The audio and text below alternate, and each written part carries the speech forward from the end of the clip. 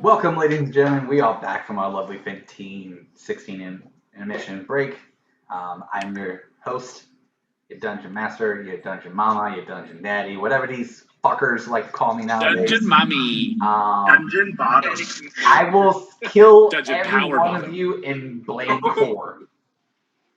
Peter, your friendly neighborhood dungeon master, and I got my shenanigans of alcoholics, along with my shenanigans of music. So the two highest charisma people are drinking.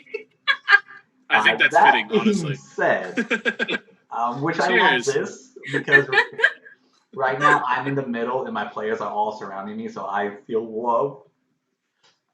We also have a special musical guest in tonight, which is Leander. That's the last time I'm going to say that joke. But we do. Hi, don't kill me. We're going to toss it over to May-Ighe to do a little advertisement. Luckily, I went to public school, so I can't read. Hey guys, so we would really like you to like and subscribe to this YouTube channel. There's going to be links in the description. Make sure you hit the like and subscribe. And this week's video has a sponsor, and it is sponsored by Travis Blancett Designs. If you ever need a theatrical lighting designer for your productions, make sure to go to www.travisblancetdesigns.com for all of your theatrical needs. And with that, back to the man. Hey. All right, before we go, we're actually going to promote one other person. Right below me is Senguine Eli.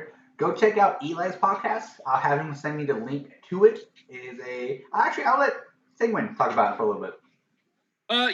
So it's a sports podcast that I started with a buddy from college 7 years ago, and we stopped, or actually like 8 or 9 years ago, and then we stopped for a while, brought it back. It's called Just Two Fans. You can find it on everywhere you get your podcasts. Also, if you need to just find a link, it's justtwofans.buzzsprouts.com. Buzzsprout, not plural. Buzzsprout.com. Perfect. And that will be in the link in the description. I'll have Eli send it to me. Back to Dungeons and Mommies. Sorry, wrong game. Dungeons and Dragons. Dungeons and Dragons! So Mommies is like a BDSM thing. Whoa. That's a different Side podcast. note, there is a podcast called Dungeons and Daddies. It's fantastic. It's a lovely podcast. I love it. Is that what we should call our group? No, but Dungeons and Daddies, if you're out there and you're seeing this, let's talk. Let's get you in a video. Let's do this. But other than that, so we're gonna get back to D&D. So the group just kind of beat two were-pandas, sumo wrestlers, who was testing the skills of the group on how well they communicate and organize their combat strategies, and how well they support each other, keeping up the heals, working together as a team. That was kind of this puzzle to see how well they did. If they didn't work as a team and kind of were doing more showboating, I would have just kept tossing sumo wrestler after sumo wrestler after sumo wrestler and punished them for it. But luckily, they did work as a team. If you want more combat, don't fight as a team. It's one of the things about Dungeons and Dragons. Can I sneak it down? So what does the group want to do? The sumo wrestlers have healed you guys up. They have stayed in their were-panda form. And it's just gonna chillax by the cannons.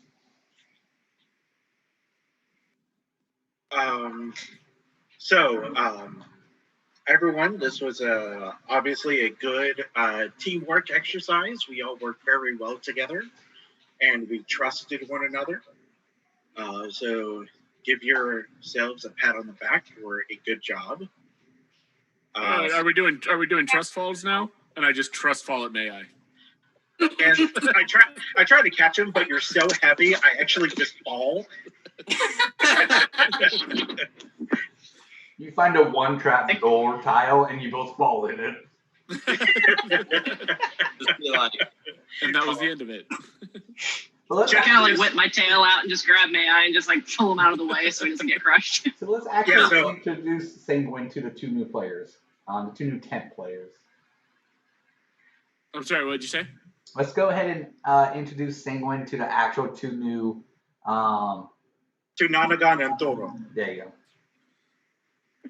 I'll do mine first. All right, so I'm Nanagan. I'm a tiefling that doesn't want to be a tiefling. She very much tries to appear human. So very pale, pink skin, just kind of looks kind of flushed all the time. Horns curled back real close to the head. She tries to hide it with her dark hair. And her tail, more often than not, is tucked under her shirt, so it does not waving around and people can't see it. She's not one for a lot of words. She likes to pick on people and hit things. Is she what class? Just so I know. Fighter class. Okay, cool. I'll go into a bit more detail for mine this time, since everyone's kind of seen a little more of them. My name is Thoror Kyle, a dwarf from the northern mountains, who likes to wear lighter armor, but he's got a kilt on. Gotta keep that breeze going down below. Of course. Yeah, of course. Clearly a bard with a bagpipe that he's got on his back and a war hammer that he's got on the other side. And he doesn't like to really have things on his hands like gloves, but he's got one gauntlet that just covers his right hand. So With an amulet. yes, with a nice little amulet on there. Cool. Well, my character is Senguine Eli. He is Dragonborn from the high mountains, and kinda, yeah, right. I know you're under it. I'm over it. Ayo!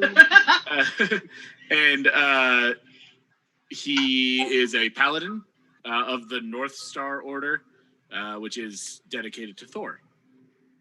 So that's why you almost got me with the Thoror thing. It's not like he planned that or anything. No. It's not like I told him we had a paladin. I described everyone in our party to him before we played. Before he made his character. No. And wanted to fuck with the paladin.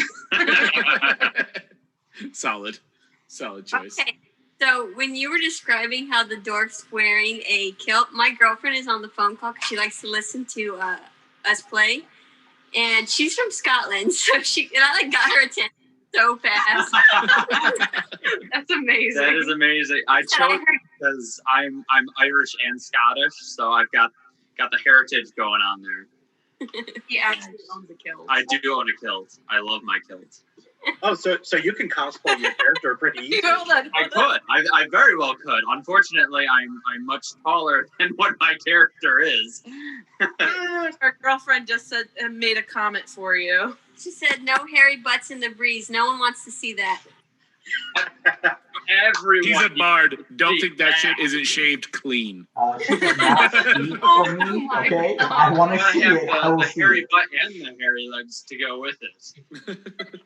And hey, if she ever wants to join the Zoom call, she's more than welcome to join it and listen to it if she wants to. Or check out the YouTube channel on Discord, but we already did that fun stuff. Perfect. Character introductions are done. So from this room, you guys do see a stone staircase that goes up, and it looks like it teeters over a bit. Do you guys want to proceed to the next room? Yes. Yes. May I would like to take the charge and continue to look for traps. Because while he enjoyed the pandas, we're in a boat dungeon. The panda's going to grab you by the head Senguine will be right behind him. and I'll turn take you the around, blunt of an attack if it comes to it. and he goes, "There's no traps," and puts you back down. That's so cute. Do I believe him? I'm a fucking panda.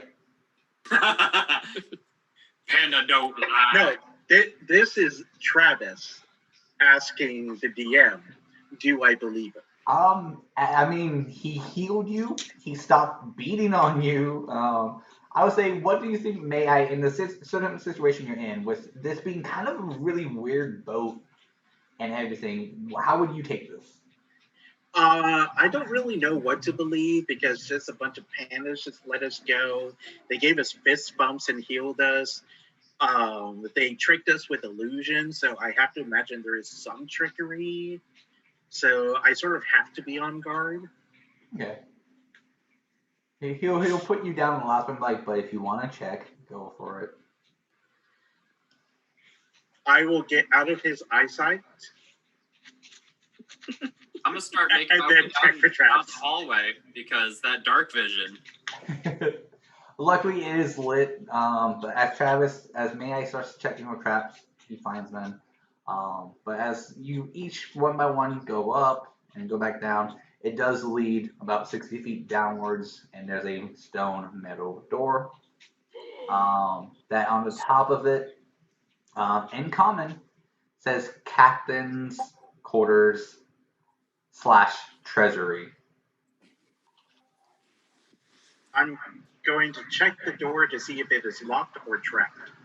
It is unlocked. But is it trapped? It is not trapped. Okay, I open the door. It's gonna be the one time like I tell. Maybe you should knock.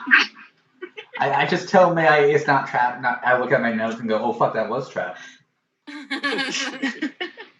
Okay, so I'm gonna post the room and what it looks like,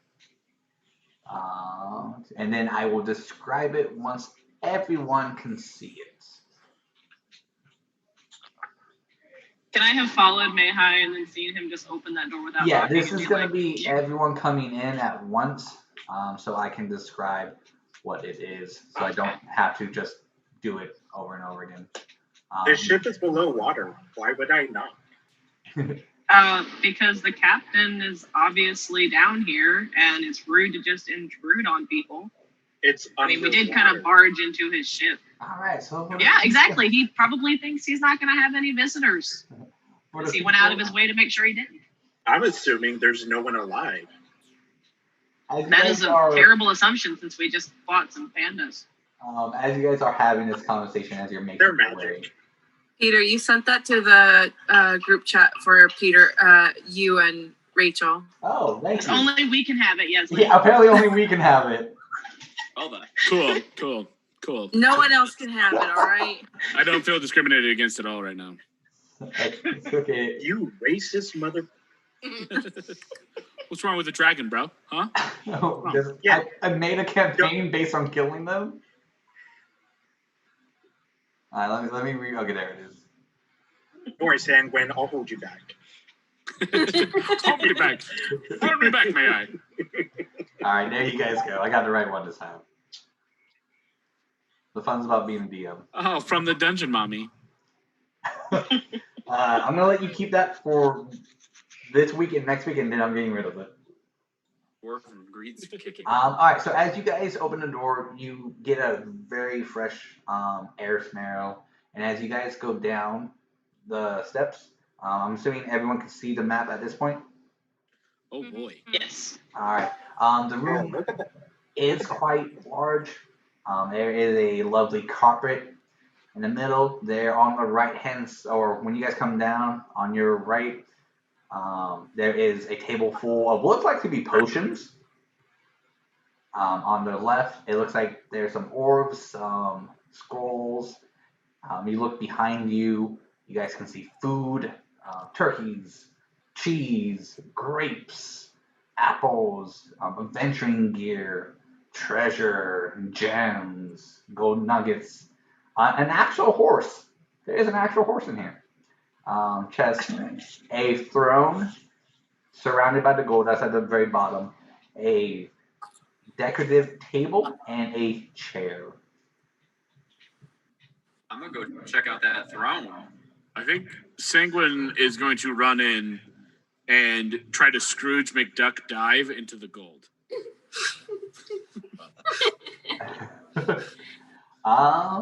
Okay, so we got someone checking out the throne, someone diving into the gold.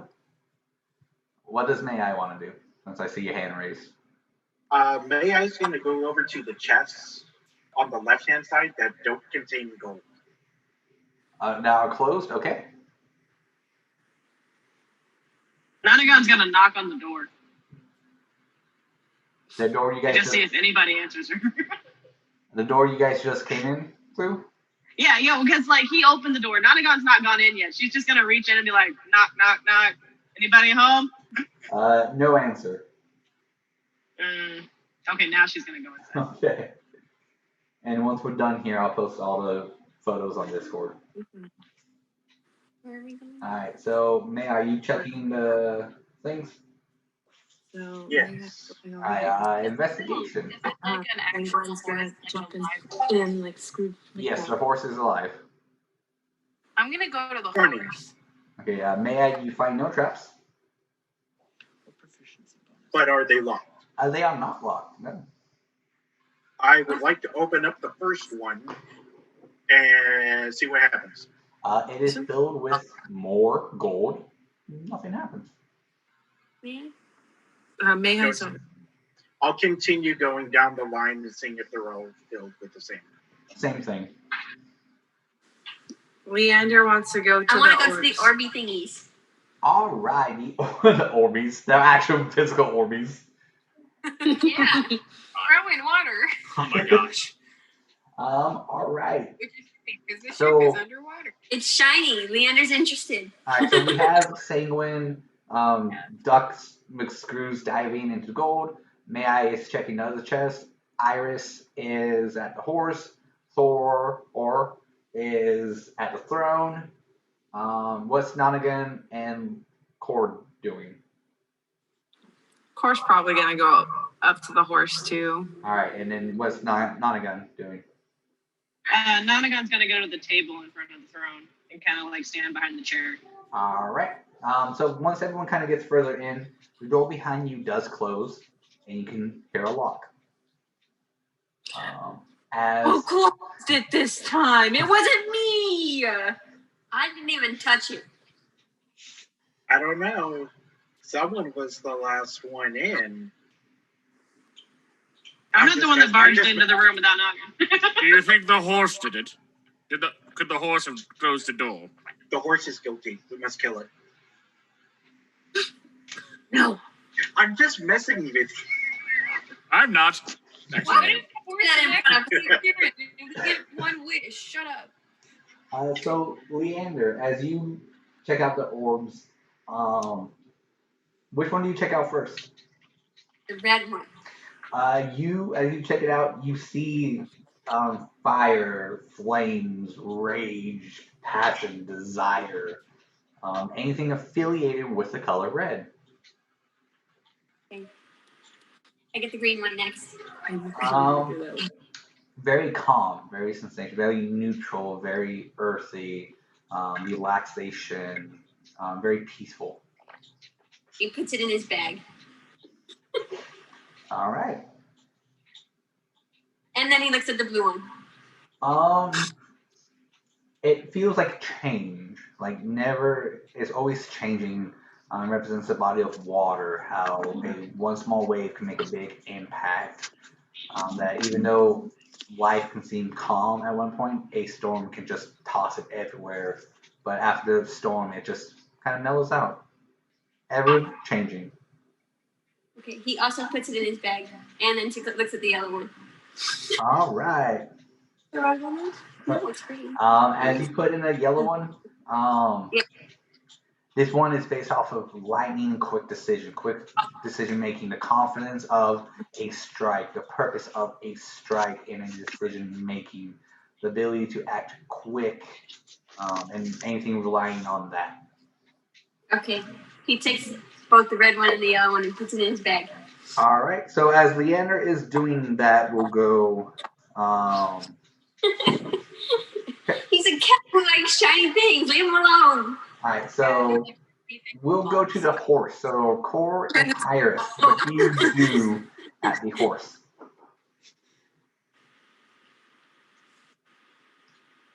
So Core and Iris, what are you guys gonna do to the horse? I just Write want to it go up into to existence together. I can't hear you, Iris.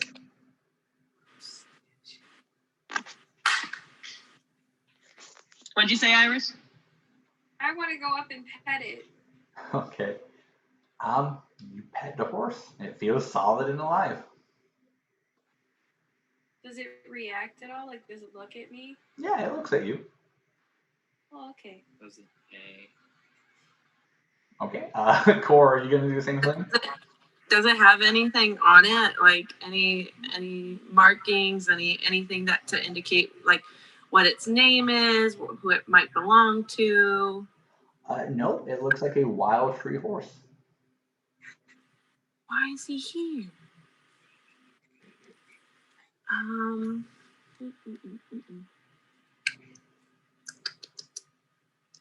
Iris, do you want to talk to this horse? I can ask you a question. It seems like there's been an animal in every other room that we've had that has guided us or looked over us in some way. What is your favorite? We don't talk about him. Oh, he doesn't. He can do 1,000 points of damage. All right. So as Core's looking on what she wants to do, Senguine, are you still swimming in the gold? Yeah, I think at this point he's backstroking and then blowing out the coins, like like he's spitting out water, like in the cartoons, kind of like that.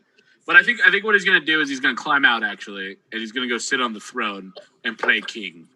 All right. So since Thoror was there, are you just looking at Thoror, or are you just gonna sit there before Senguine does? Well, first off, I'm looking to see if it's made of stone. It is made of stone, pure stone. Beautiful. I'm going to investigate it. With a history check. With a history check, because I have stone cunning. So what exactly are you trying to figure out? The history of it. All right. Literally figure out the history of stone. Yep. Because I'm a dwarf. Roll me that lovely d20.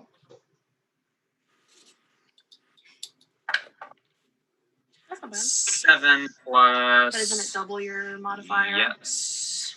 So it'll be plus 6. Plus it. 1, 2, 3, 13. 4, 5, 6. Yeah, so I got 13 on that one. All right.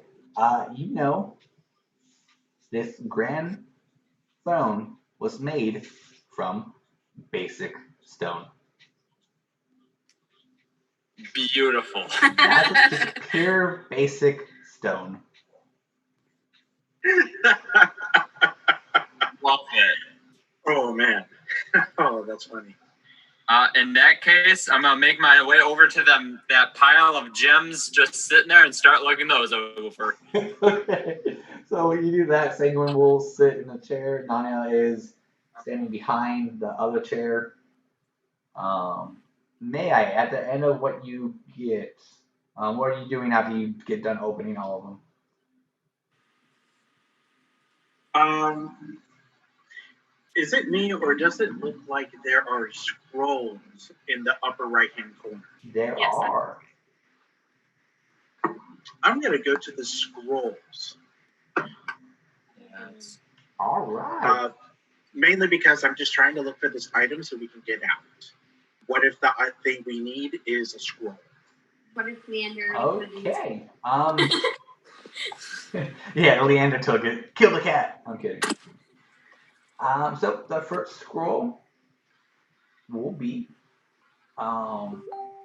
okay. The first scroll is a scroll of teleportation.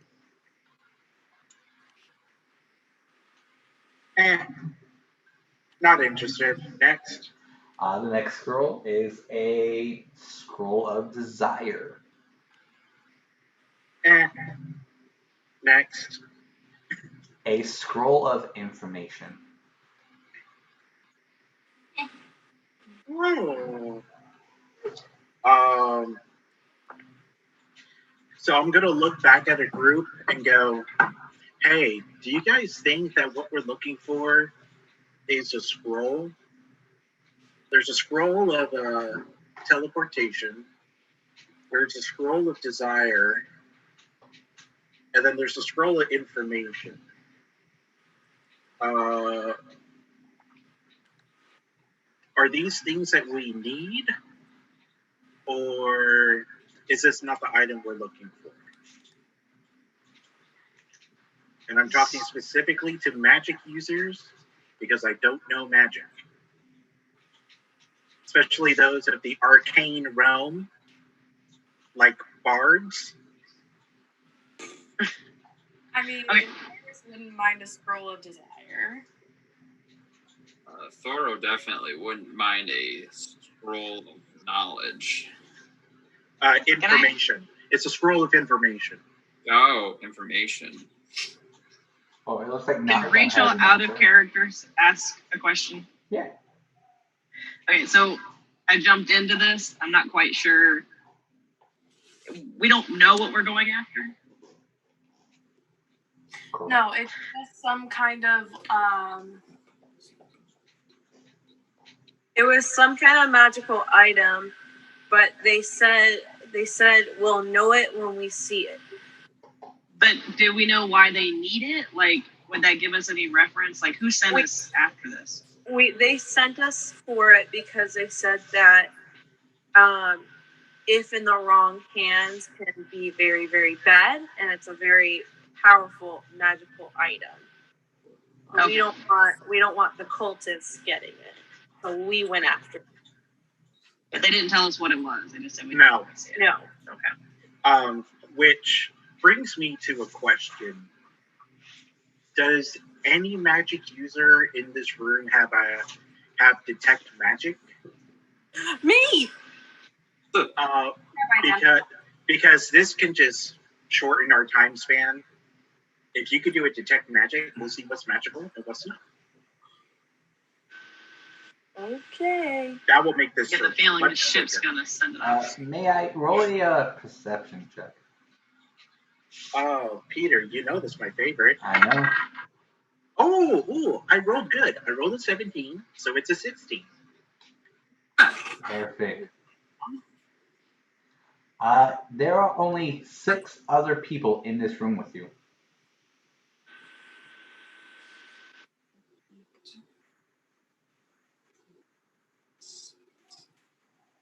Yes. There's only 6. Yeah, 1, 2, 3, 4, 5, 6. 6 other people in this room. Mm-hmm.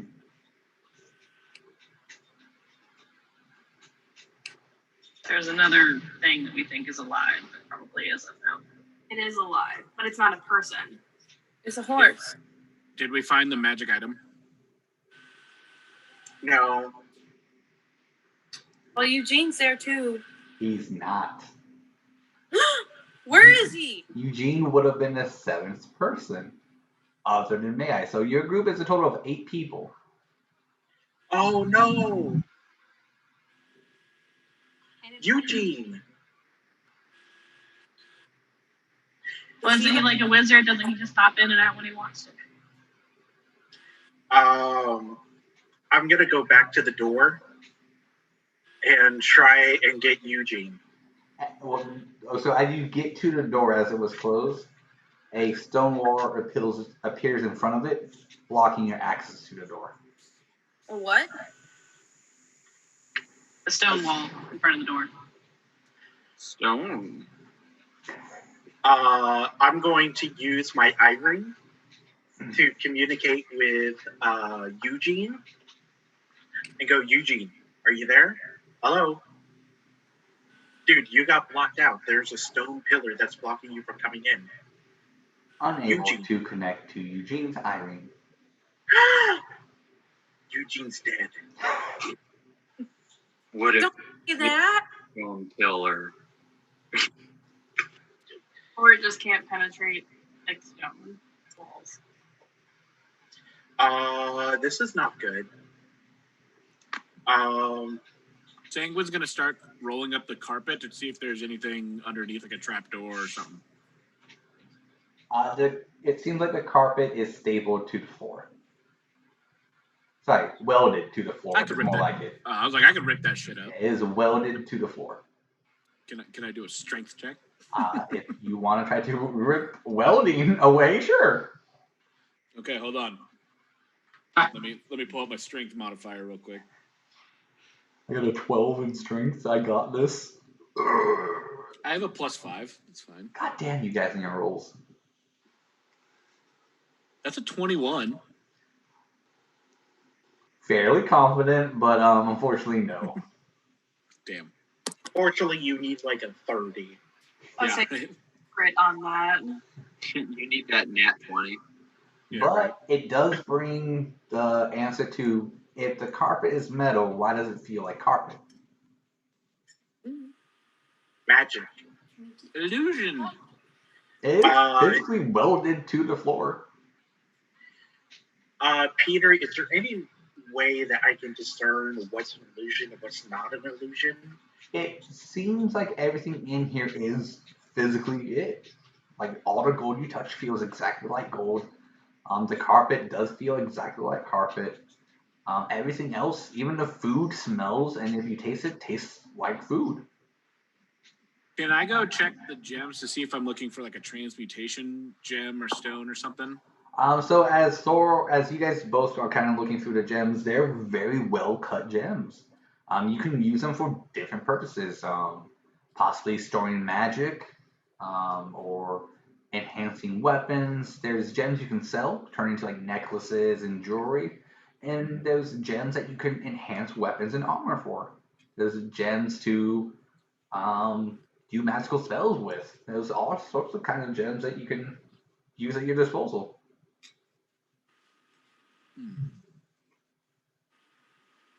If I see them digging through the gems, can I use Thaumaturgy to like light one of them up and make it look all glowy and shiny and see if I can get them to react? Yeah, go for it. I mean, you don't have to roll anything, but yeah, so one of the gems starts glowing. I grab it. I throw it at the door. The door explodes. Eugene stares with his gust spirit out and goes, "Why, core?" Stop. You throw it at the door and it just hits the door and just bounces back. So, as a paladin, I have divine sense. Mm-hmm. Am I picking up on anything outside of the two tieflings that would be necessarily evil or dark cloud or? I think we've already answered this question, haven't we? Yeah, it pops everything. Oh. So he said that when you do detect evil or good, it's a mixture of good and evil. So the whole ship like pings. And we don't know which is which. Peter, can I go over to the throne? Mm-hmm. What I'm looking for is some sort of mechanism that is activated on or around the throne that would dispel the magic of the illusion as to why the carpet feels like carpet, even though it's welded. Roll me an investigation. I think that's a 20. I think that's a 20. Nope, it's a natural 16, so 21. All right. No, I do not need a call from California right now. Thank you very much. You do find on the back of the throne, you do find a lever.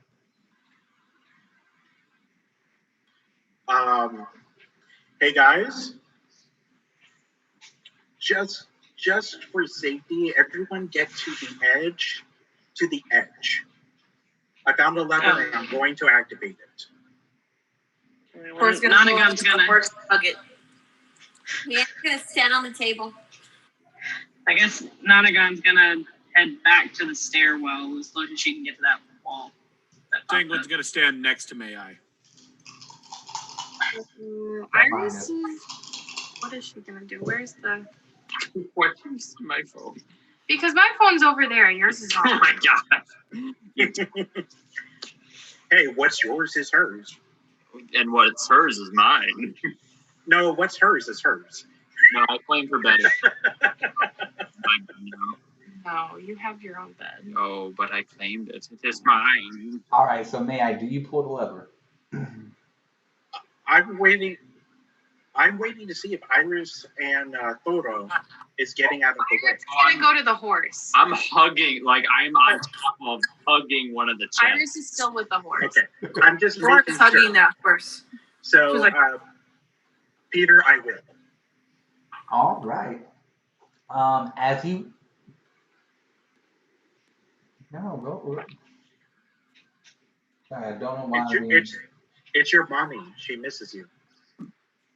No, it's just I get one like I get a scam call, and then another call. So I'm like, okay, yeah. So as you pull it, May-Ighe does vanish for a split second, but the throne does one of those like boom, like it's gonna flip to a different throne, and a jaded throne appears. A throne made of pure jade. The stone jade. And May-Ighe appears in the seat right behind the table. And you're standing on the table. No, I'm sitting on that table. Oh. So May-Ighe was at the main throne, but then pops up in the chair. Correct. Like teleport style. Yeah, teleport's like a little poof and then pop. As that happens, a very young cloaked figure sits on the throne. He looks at May-Ighe and goes, "Hello." Good evening. It is a pleasure to make your acquaintance. Yours as well. That should be 1, 2, 3, 4, 5, 6, 7. Correct, 7 of you. Well, Actually, there should be 8 of us. yeah, there should be an 8th, but it's currently stuck on the other side of the door. The stone pillar. Correct. That one is not welcome. Slowly getting down off that chest now. So I'm right next to this person, right? Because I was up by May-Ighe. Yeah, you would be right next to this cloaked figure. Okay. Can I like see any features? At the current moment, the cloak perfectly hides his features, no matter the angle you're at, unless you physically take it off him. Ooh.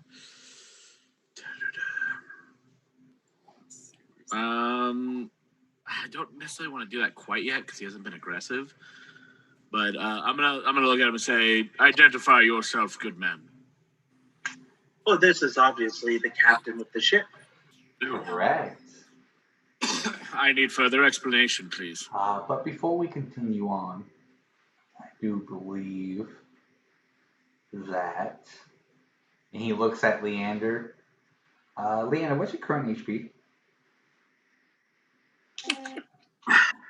40. Take 41 points of damage.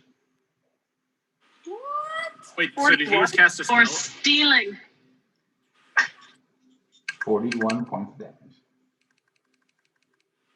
He's allergic to cats. You can. And then he'll say, you might want to take the orbs out of his possession.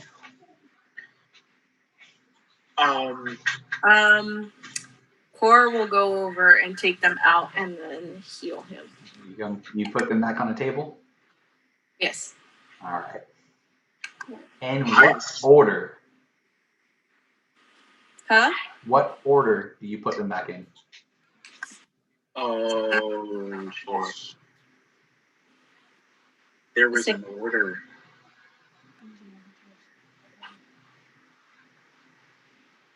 Put it back in the same order that it was in? Which order is that?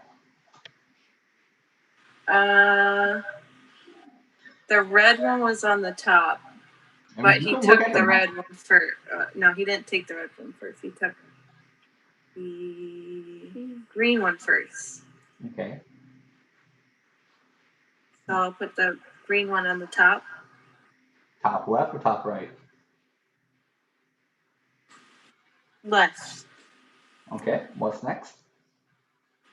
I took the blue one next, so the bottom left. Okay, next. The yellow one and the red one he took. So put the red one top right and yellow one. So At as the bottom? you got it. As Corey's doing this, what is anyone else doing? Is anyone else going to attack the figure?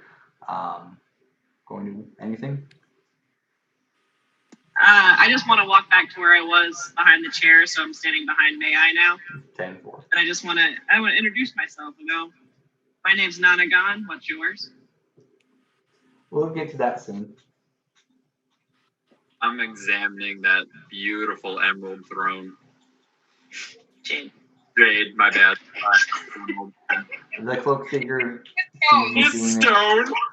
it, and he'll say, No, it's now Jade. It's now Jade. That makes it a gem. it was made from a jade dragon. Ooh. Ooh.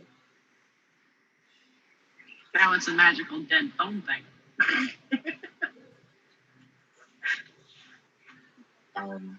I'm waiting until the orb thing is being dealt with, because I don't think we can do anything until that's dealt with. Okay. So then Corey's going to do that, come back and heal Leander. Okay, I'm gonna do it at second level. Okay. So just to let Leander know, he took 4 d20s. Wow. Healing one. Okay, 13. You got 13. Thanks. Stop touching stuff. I can't help myself. The moment you wake up, you get a core finger in the face. Stop touching stuff. I get the feeling this whole ship's like Mirror of Horizon.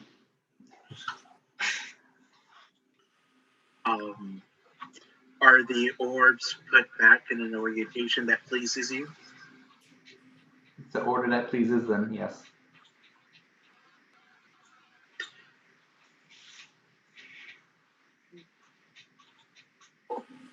So, allow me to introduce myself. My name is May-Ighe. May-Ighe Bilhai. Yes. You reside at the city of Tolis. You've been through quite a deal. You have a little one that you think of constantly, that you protected for quite some time. Am I getting that correct? Yes. And you're wondering how I know that piece of information? Are you telepathic? I'm not, but my wife told me. Your wife? Correct.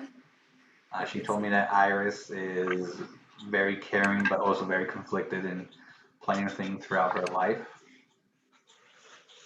That core gets lost almost every moment and every day she's not looked after.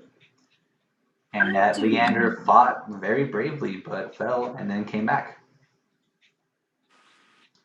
Unfortunately, I don't know about the other What three. the me is this? You do get lost. Yes, you are correct. Just sort of curious. How does your wife know these things? Well, you've actually been traveling with her this whole time. I start looking around. It's me. Secretly, Leander. I'm just kidding. No one's there.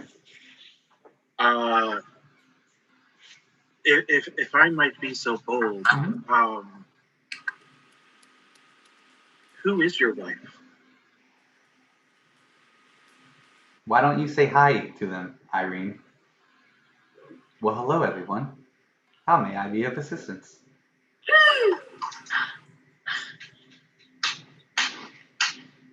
Who's Irene? Iris, get her out of your mouth! Get her out of your mouth, Iris! Oh, Oh, well, hello there. Hello, dear. Nanagan's so confused because she didn't know anything about the irons. May I, Yeah, if you same with don't Senguine. mind, may I take Just kind of sitting back, items going, from you? "What's going on?" I'm so sorry. I guess I'm just very confused. Well, I'll have her explain everything if you don't mind me taking her from you. I take mine off. No, the one inside you, sir. The one inside me? Correct. When you circuit the last Irene, her soul went inside of you. Oh, I'm sorry. Did I steal? And I put my hands up? No. The reason why your group had kind of an easier time going through your memories was because Irene was constructing a path, so your group can go from one memory to the next. Oh. Okay. How do we do this? Do I need to get closer to you? You tell me what you need to do. No, and how can I help you? As long as you're willing to hand her over, I can easily extract her from you. Okay. I put my hands flat on the table so that they're always in sight. And I go, yes, so sorry. Yes, you have, I am willing. Perfect. This will require me to collect the rest of your Irenes as well, if you don't mind. Hey, one, so... Oh, no, it's technically, okay. Thoror doesn't have one, Nanagan doesn't have one, Senguine, you don't have one. Oh, no, I can see Iris in every one of you who has one, and the spares you have in the back. How do you know we can trust you? Well, I designed your Irenes. Are you Merlin? No, I taught Merlin how to actually create these. Oh, then don't say it. You didn't give it to us. Well, No, he said he designed them. So it's a long, complicated story. It's best if I have Irene tell you, or myself. But I haven't seen my wife in over a millennium, so may I please have the honor to see her? Iris, son of truth. He willingly fails. Ask away. I rolled a nat 1, and then a nat 20. Nice. You're fine. Complete opposite. I'm only centering it around him. You're fine. I didn't know. You're good. Cora will take hers off. What is your intent? To explain what this ship is and how it can help you. Are you a friend or are you trying to work against us? At this current moment, it would be neither. I'm neither nor a friend nor an ally. Depending on how this conversation goes, it will determine the outcome of whether you walk out of here with your lives or you walk out here very disfigured. Where's Eugene? Eugene's not welcome inside here, so he's been shut out by the captain. Correct. Eugene played his part, so he is waiting outside. Why is he not welcome? Eugene made this deal long ago that if he ever arrived back at this location, he would not pretty much go through this trial again. Eugene been through this trial once before. Are you going to take your Wait, that means Eugene knows of this. He didn't say anything. He was instructed. Should I butter her up again? Do it. I'm ready. He's a good kid, so take care of him. For the record, I took off my Irene and set it on the table, and then hands same position as they were before, flat on the table, in sight. Iris is still suspicious but fairly confident that at this point this person intends no harm towards us.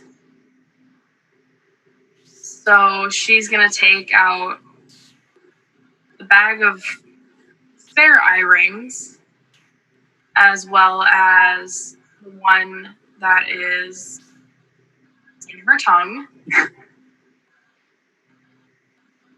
and put it down on the table with everybody else's. Or we'll place hers down on the table. Leander will take his up too and put it down. And the stone door opens up a little bit, and Eugene's eye ring flies in and lands on the table. I put them in a straight line so that they're not disorderly.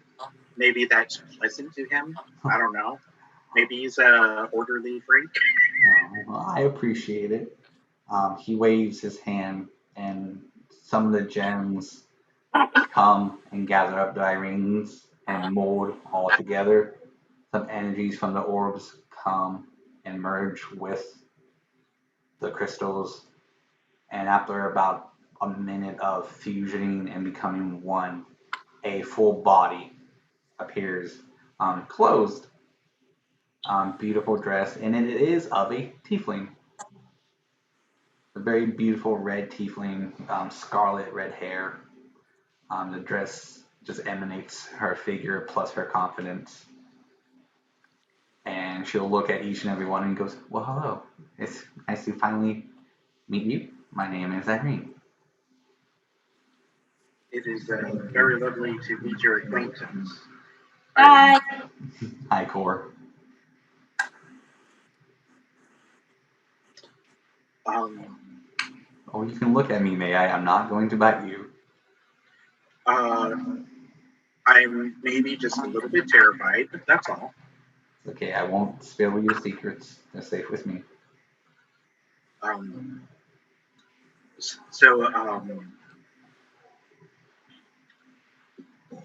So I take it you would like your soul back that I have.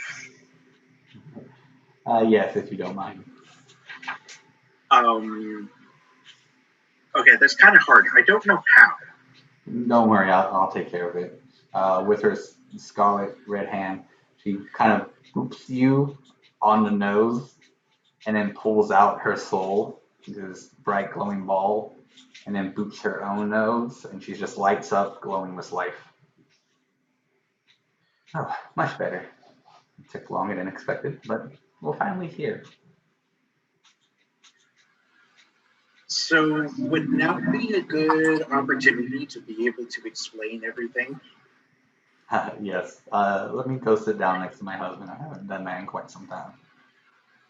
What? Yeah, of course. Well, thank you. She'll sit next down to the cloaked figure. They will look at each other for quite some time, and then just go, "Sorry about this." He will derobe in a very fine jade and crimson color suit. You see another tiefling with white skin and gold stripes in his hair with gold eyes. And he goes, "Hello. My name is Valador, and I was born into this world." What was his name again? Valador.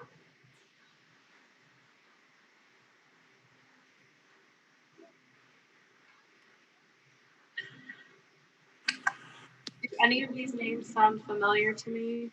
Yeah, I was about to ask the same thing. No, these names would be long before your time. Valador is a very, from like an Inferno race, it's a very old name. Like it would be one like you would give your like grandfather. It's kind of short for like throughout the decades it would get like shorter to like Val or Vale or any of those types. But the door and the end part of his name, it's a very old thing. Does the name sound familiar to Thoror because he's 150 years old? It's older before him, way before him. Ooh. It's so May-Ighe knows through the talks with Merlin and through the studying of history, the old civilization that Taurus actually sits on top of. Does he gather that that civilization is partially around the time of the individuals that he's talking to? Could have been, yeah. Just as far as like timeline, age. And probably around that time is when tieflings will stop giving their males the door name after it. Because that was mainly for like how tieflings was summoned through a demon door. So pretty much your main captains, or this anyone who wants to pass it over the common knowledge. Well, the tieflings will explain if they chose to, or if you guys want to roll a history check for this. Yeah, all the captains or the high-ranking purebloods of tieflings back in the day would have door as part attached to their name, signifying how well capable in combat, spellcasting, or leadership they were. So we're talking to like a pure-blooded tiefling. Probably one of the first in civilization that was born. Possibly. It is very rarely given to a non-pureblood. It would have to be a very substantial feat for a non-pureblood to be given door at the end of their name. Yes, Iris? Did Iris know if Typhon was connected to this, like, history or lore, like, had a door or whatnot? Because he was the captain of our... Yeah, so your organization actually did want to bring the door name back for more of its high-ranking officers, but got rejected due to the fact that a lot of other civilizations or neighbors thought it more of a threat than an actual like peace, since the door has a lot of negative connotations attached to it, because again the door was based off of back when demons were summoned through demon doors.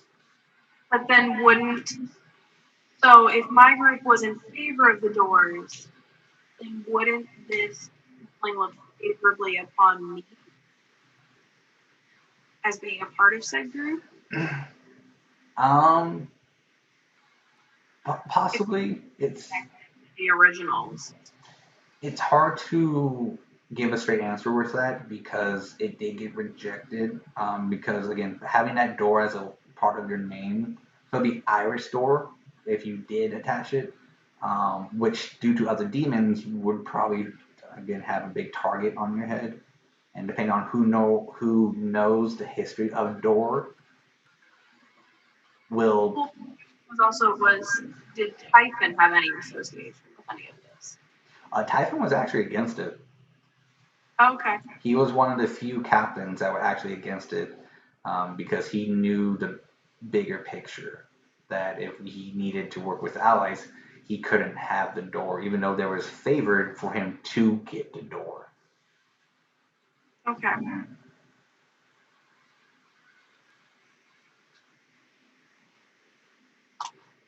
Oh no, we lost Core. Oh no.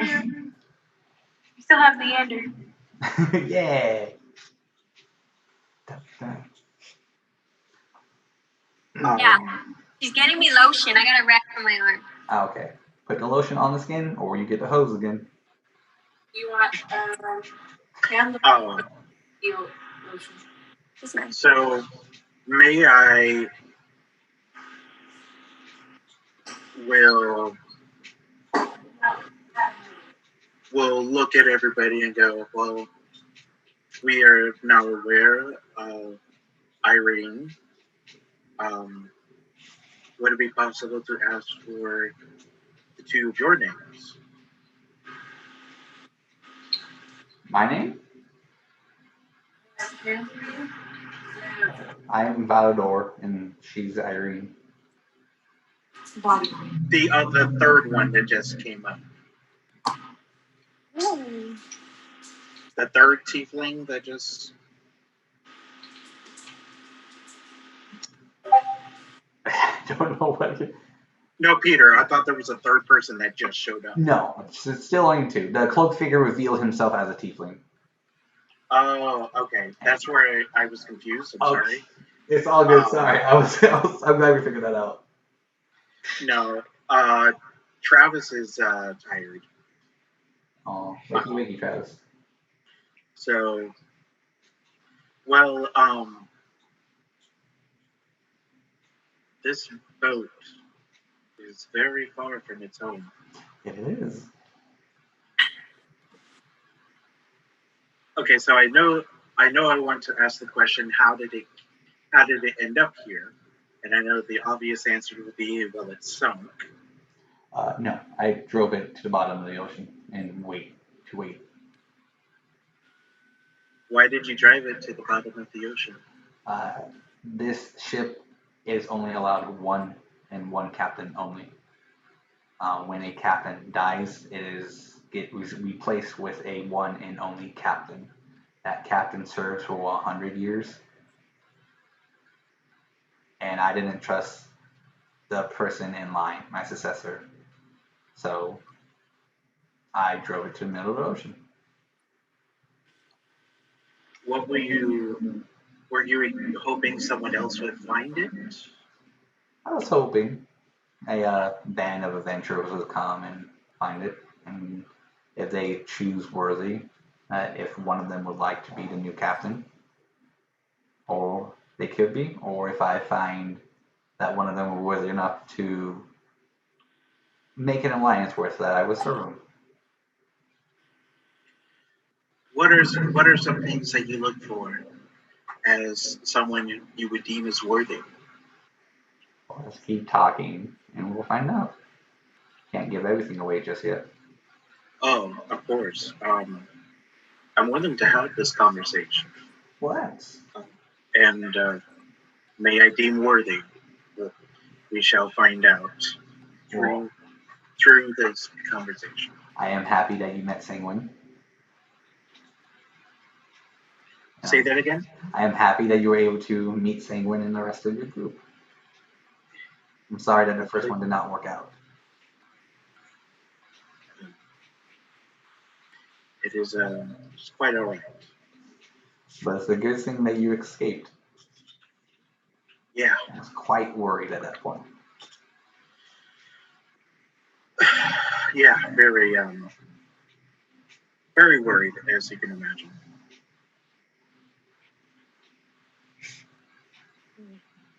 So Nanagan doesn't really know what to do at this point because it seems like the three members of the party that had eye rings kind of have a connection to Irene and that they know about them.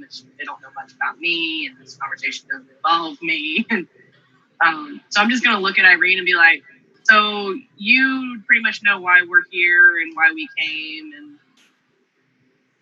and you know they didn't tell us what we were looking for. Do you know what we're looking for? Oh, yes, absolutely, I know. Okay, cool. At any point, are we going to get to know? Depending on how this conversation goes with my husband, yes. Okay. That's great. I'm just going to back away a little bit so I'm not so front heavy into the group anymore. And I'm just going to take one of my hand axes out and just going to start flipping it because I don't have any stake in this conversation right now. Well, you actually do. You are part of this group now, and you are part of the war against Tiamat and her followers. Same with that smuggy little dwarf over there who's working with Zongas. Well, as much as I need to fight and protect, and I don't want to ship. But we are looking to... I've learned while being married to this man that we don't really decide that. But sometimes it falls into our lap, and we have to go with it.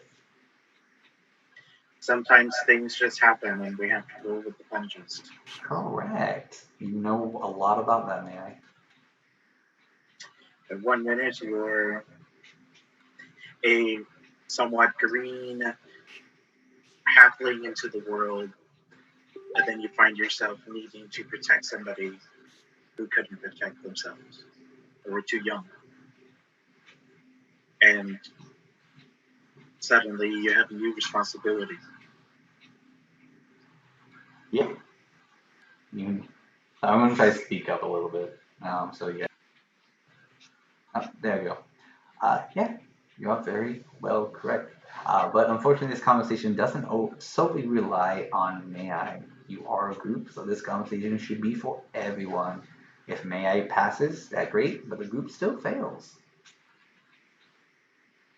So let's talk a little about what kind of my husband would like to know. And I think that is, how does Leander feel? You are the only one in this party that has died and come back, and you don't even know who resurrected you.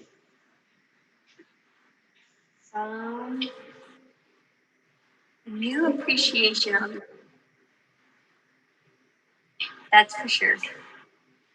As for who resurrected me, no clue. It's kind of a mystery because all I know is that Thor was the one to help, and so I owe her a lot for that. But I'm still kind of trying to deal with it while also moving on and helping everybody else out. I wouldn't expect any other answer from you, nor your race. You're a very proud and grateful race. Unfortunately, me and my husband never got the chance to interact with a lot of your kind, but when we did, it was a very joyful time. We try our best to be kind and while also being very proud of who we are, because we are the type to help others out and be very grateful when others do help us out. So if I was to tell you that there is someone in your group that is working against you in your group, what would you do? I would be it'd be very complicated because it depends on what they have already done so far, because they've helped also if they have done nothing but try to work against us, but if they've kind of been in the middle to make it look like they're helping at the same time, in the long run did help. So I'd still be thankful, but very confused as to why they would try to do this, and it would really break my trust in who they are as a person. What would you do if the group wanted that person dead? I would give them mercy and tell them to leave and just never turn back. It's a very elegant answer. She does have a smile on her face.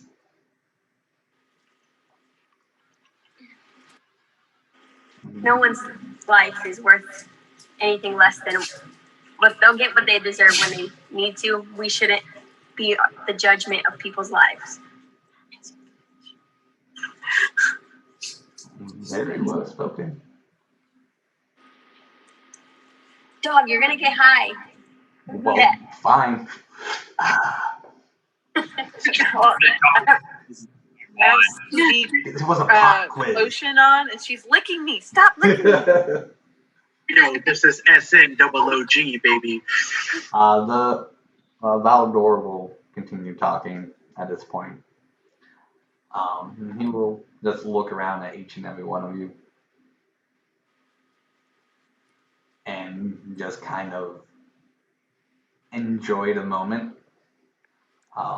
I haven't had this many people on this ship in quite some time.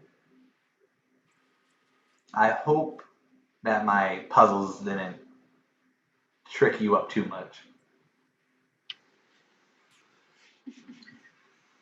I'll be honest, they did. But we were able to work together as a team and to build trust with one another. And that led us to be victorious in the puzzles. Very well. I certainly enjoyed sparring with your Panda friends. They are quite stubborn. I fully plan on sparring with them before we leave, if we are leaving. They would love that. They don't get much sparring, unfortunately, with other races. Unfortunately, they do spar with each other, but at one point you kind of predict the other one's moves, so it gets really repetitive. Yes, I'm not repetitive at all, so I will give them a good knocking. So this brings me to you, Senguine. You are a very unique dragon. Yes. I don't know whether to take that as a compliment or not. Well, as in you don't follow the same lines as most of your kin. Most of your kin worships one god. Not many worships a northern god like Thor. Well, if you must know my story, I come from a town high up on the mountains, and where we felt like we were touching the lightning every day because of being so high up, and I think it just kind of stemmed from my culture that I grew up in the town. I just want to say I pulled that out of my ass, so... I like it, though. Fuck it, let's do it. Thank you. Thank you. So, what is your relationship with other gods? Do you find evil gods and people who worship them bad?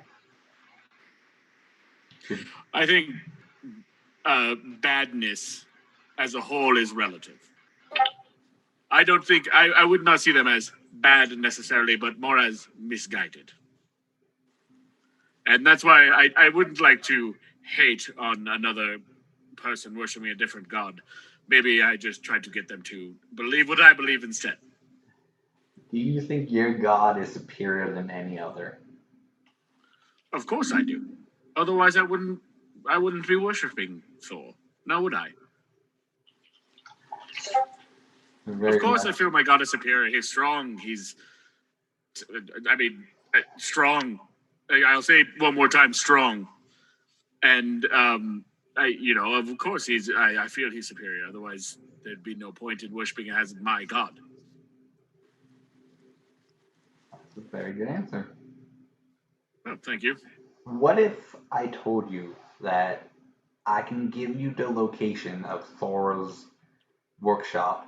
That is actually in this mortal plane, but you would have to give me one of your party members. The one with the not so lovely god. Like physically give you... Is this a sex thing? Unfortunately, I am incapable of that right at the current moment. I'm confused at what you mean by give you. I want you to smite them until they die. Oh, so you want me to murder one of my compatriots here? I know you know. That has a god that goes against yours? Sure, why not? I feel like Thor, being as strong and crazy as he may be, and sometimes fairly chaotic, he doesn't necessarily condone murder of innocent people. Frost giants, of course, but necessarily just people in. So I may be able to get to Thor's workshop and speak with him, or whatever happens there, but it would be meaningless if my god looked down on me at that point. So I don't think I'll be killing one of my compatriots here. Okay, so one more thing I would like to ask you, Senguine. Would you, if I can tell you right now that I can guarantee your life to be most fearful with joy, love, passion, you have gold beyond your wildest dreams, and all you would have to do is stay on the ship forever and hand over your divine power. Will you do it? Absolutely not. And I'll tell you why. I don't want to be rude. Of course, I don't want to be insulting to you. As much as that sounds, if I had paradise every day, there's no reason for paradise to exist. You never appreciate it at that point. If you only have good, you can never appreciate the good. You have to have bad to appreciate the good times. I've had plenty of bad days in my life, and that makes the good times so special. Thank you. So no, the answer is no. I wouldn't. I figured that. Yes. Okay. Good. So that only leaves me to ask 3 more people questions that I should deem whether they're worthy or not. Who should it be? Should it be Core? Should it be Iris? Which I think Iris may know what I will ask. Or is it the new dwarf who has just entered the party working for a man he shouldn't be working for? How do you three decide? Shouldn't. Oh my God, Peepa. Thoror just kind of sits back, leaning up against one of the tables, looking around.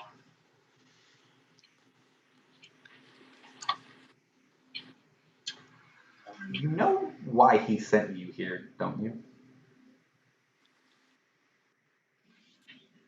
Me, it really doesn't matter. As long as I get to wander, play music, and continue worshiping my God, I do not care. You think you may not care, but don't you think that other people will? Not really favorable. Many do not look upon my God with the desire that I do. It's the reason why I was banished from my home. But I still enjoy it, and I still bring as many into the fold as possible.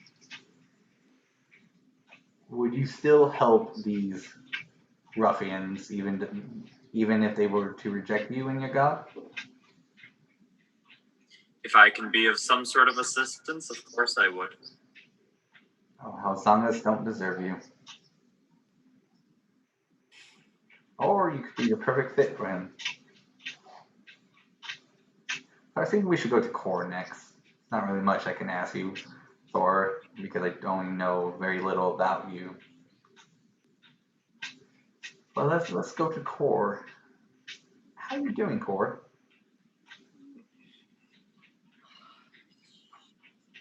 Good.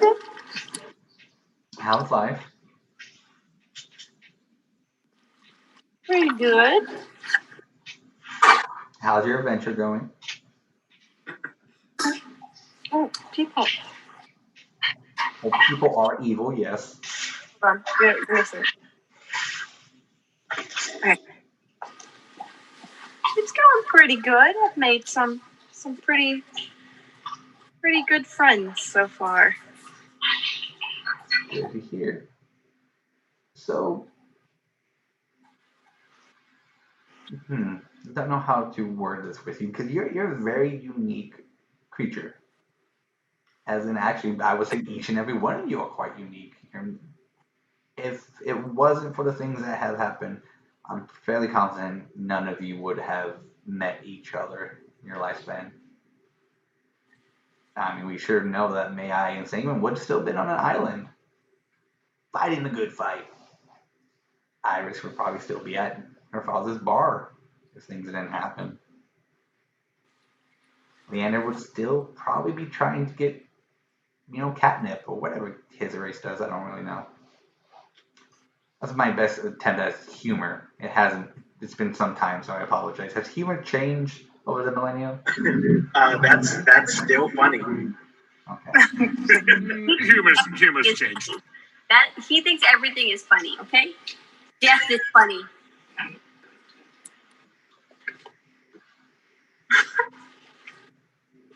So, Core, how confident do you feel now? I didn't hear you. Say that again. How confident do you feel?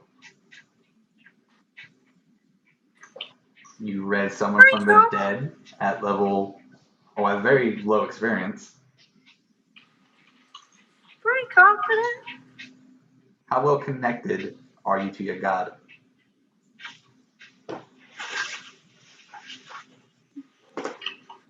I think I'm pretty connected to him.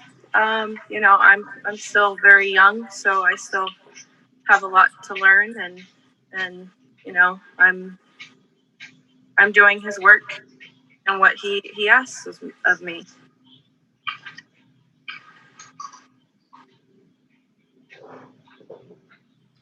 When I said you were interesting, it's because, unfortunately, the question I wanted to ask you was already asked when you were on land. So, unfortunately, I know the answer to it.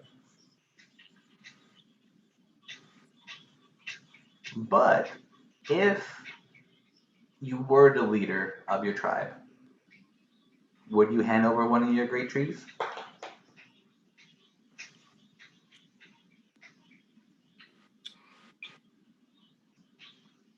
For the greater good, yes, because in the end, everything is connected.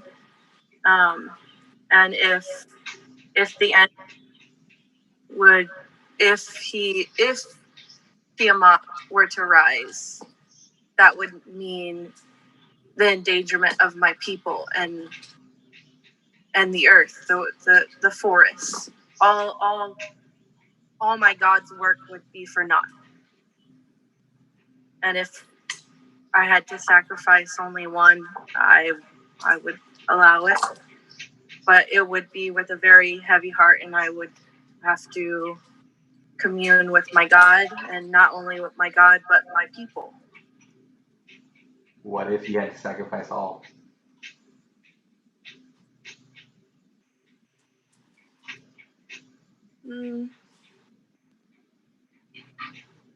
It would be a very difficult decision, just because these our trees are very, very sacred to us, and it's what gives everything life. It's life itself. So if we gave up all our trees, like, what would it be for? Well, let's just hope you don't have to make that decision. But if one day you do, well, hopefully you're ready. Or even if you can, if you do, hopefully the people around you can help. I agree.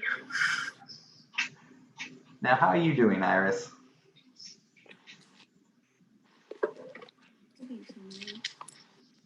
Intrigued why you saved me for last. But we've been through a lot and doing as well as I can. Sorry, say that last part one more time. I had something hearing. I'm Okay. old.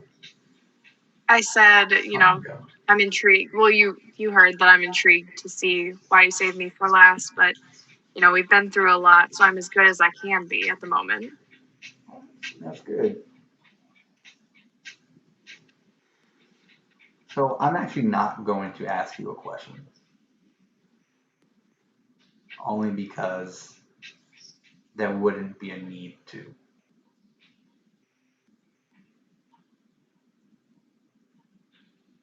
Information can be used for good and also can be used for evil.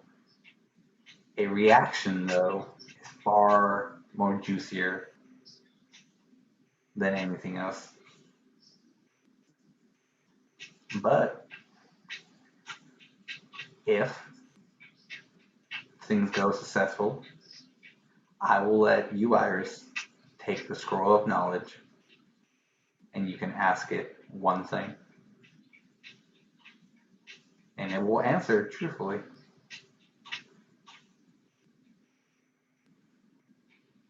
But there are things you all must need to know about what you're getting into. Things are going to be much more difficult. Not just for you in combat, but this fighting a cult will push you both physical and mental. You will have to fight things you don't want to fight, and you might have to do things you might not want to do. If Tiamat is resurrected into this world, she will destroy everything. Most adventurers out there in the land do stop cults. We thought we stopped Tiamat from ever rising again, but apparently we only delayed the inevitable.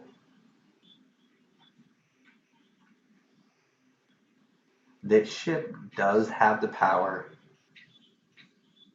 to turn the tide in any war, as well as its other two counterparts.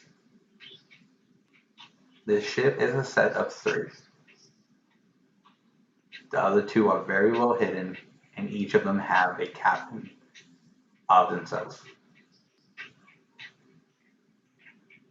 Now, I'm going to tell you a little bit about myself, on exactly who I am and how I came to this world. My mother fought in a great battle long ago in a different world. She was part of an adventuring group, like every other adventurer out there. But unfortunately, she was taken away from the group and forced into a world she thought she would never have to go to again. My mother spent an eternity in that world, fighting every day.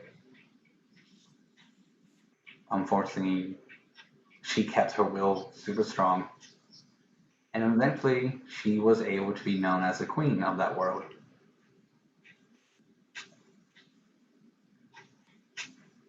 She was able to escape, help her former party at the most critical moment of their mission, and save their universe from something far greater than a god.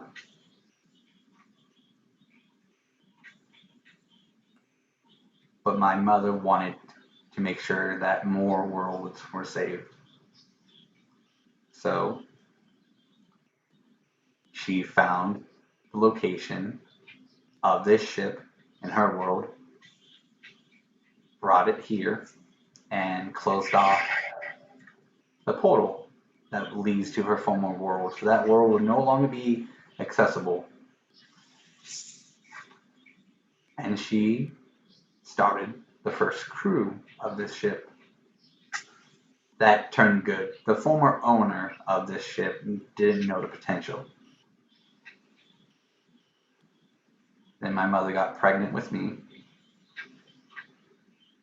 and still became captain. And living on the ship was very unique as a child. You get exposed to different races, to different dangers. And I had to grow up on the ship seeing different captains once my mother passed away. Luckily for me, she passed away at old age, not in combat. But she led a very fruitful life. And she had no regrets. But she taught me many things. She taught me how to split a soul into multiple objects.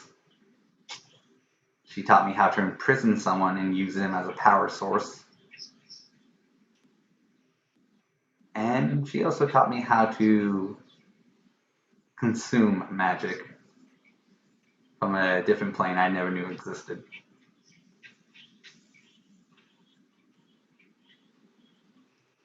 And when it was my time to be captain, I did a lot of things I regret, but I did a lot of things I don't regret. Luckily, when I met Irene, I was young, and she was by my side the whole time. We met Merlin, and we taught Merlin. Merlin expressed our same concerns about what if the world didn't have saviors? What if this world became the focus point of everything? How can we get this world ready? So Merlin came up with the idea that to find a bloodline or find a group of people that will have descendants.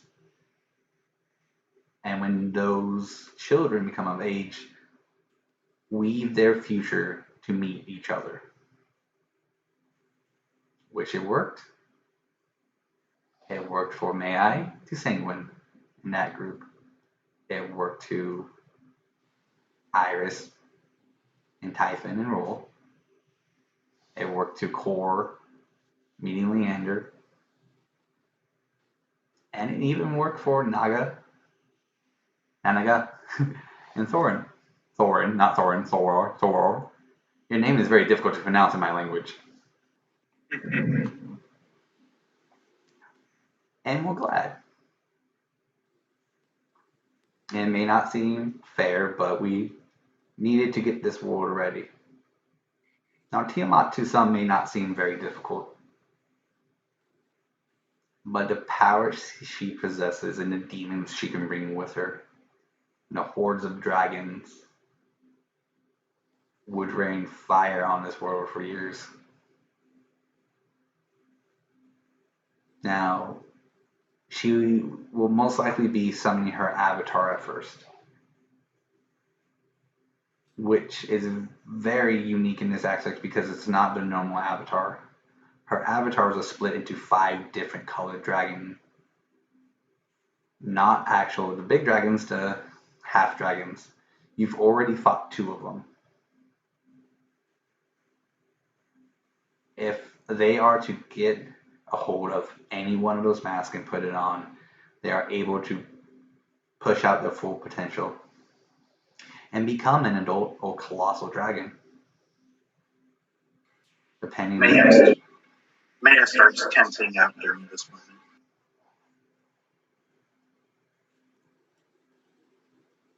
And can wreak havoc. They already have 1 mask in which you guys know of already, so this information is not new.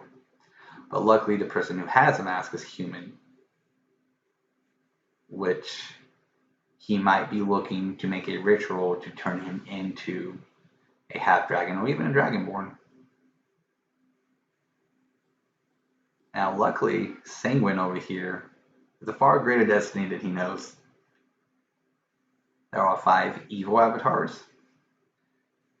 There has to be 5 good avatars. And we're hoping Senguine is one of them. Probably. And with Senguine guiding light, I think you guys can overcome anything.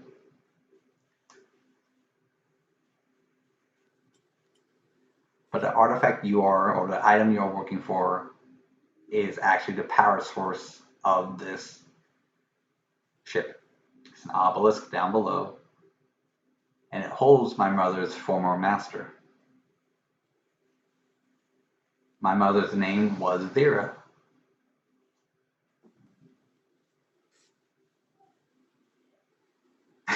That's why I'm white with gold stripes. Told you I had a surprise for you. Wait a minute. Why do I know that name? Because that is Yeslie's other character.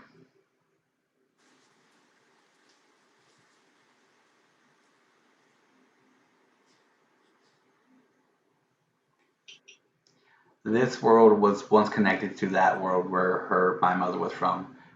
There was a dwarf named Axel who came from this world to the next, which is a very rare and difficult thing to do, but once you open up that gate, it allows things to transpire and go from one place to the next. Luckily, my mother knew about it and she stopped this connection. She was able to preset this. Her fear was that Tiamat was just pretty much the guard dog of it, using that to bring havoc to bring up a greater threat. You stop Tiamat, you stop the bigger threat.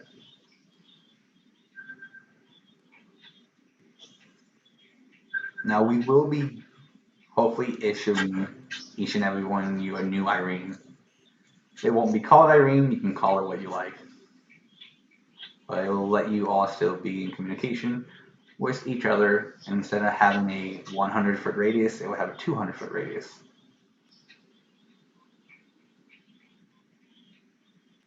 Oh, poor Vera. We'll talk about that later.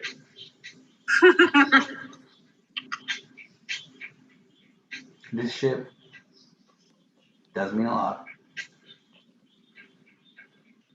And it does have power, unlike no other. Luckily, I was able to turn my mother's magic into more positive. So, jade magic, if you will. What's with the carpet? Why is it metal but not metal? There's much you can do with void magic. With what? Sorry, I couldn't understand you. Void magic.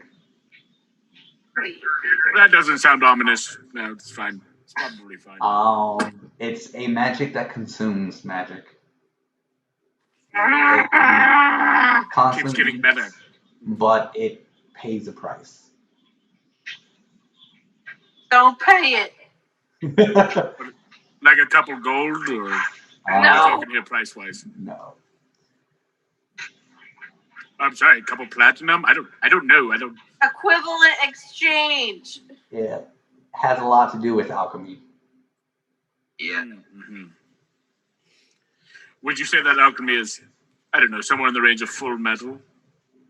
Well, this ship Oh is my full God. metal. Dare you? And there was an alchemist on it at one point. But I do love each and every one of your answers that you've given me. So I'll let you have this time to ask any question you want. I'll answer to the best of my capabilities. Whether it's... Can we have some of the things around here? I will consider it. But if a war needs to be funded, the other side does have funding. Your side does not. I cannot show my face in the world again, neither can Irene. It is time for new adventures and new heroes to make a stand. We'll be happy to fund you from the shadows the best way we can. But we will not fund you in the way of you buying any magical item you want. A quest and a journey is all about what you guys bring to it. If it's just handed easily to you, there's no reward at the end. So what you're saying is the journey is the learning on our way to the destination. And you have many journeys. And the destination is friendship between all of us. Is that am I picking up what you're putting down? You have picked up what I'm putting down, yes. Okay. It was the fifth element was love all along, I think. Well, unfortunately, there's no magic capabilities of that. We're not fairy tale.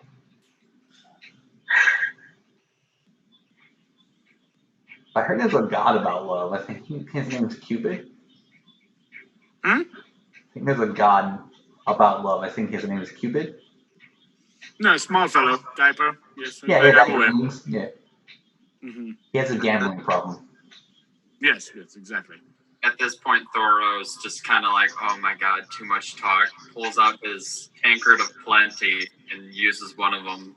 So that way it fills up and it's just like, all right, here we go.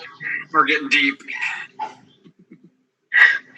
So what questions would you Nana like pulls to her mug out and just hands out like, share.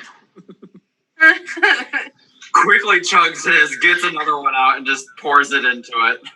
Yes. Thank you, friend. It's always good to have. Nana is still flicking her axe, by the way, because she just doesn't know what to do with this. Well, Deep here. do you have any questions?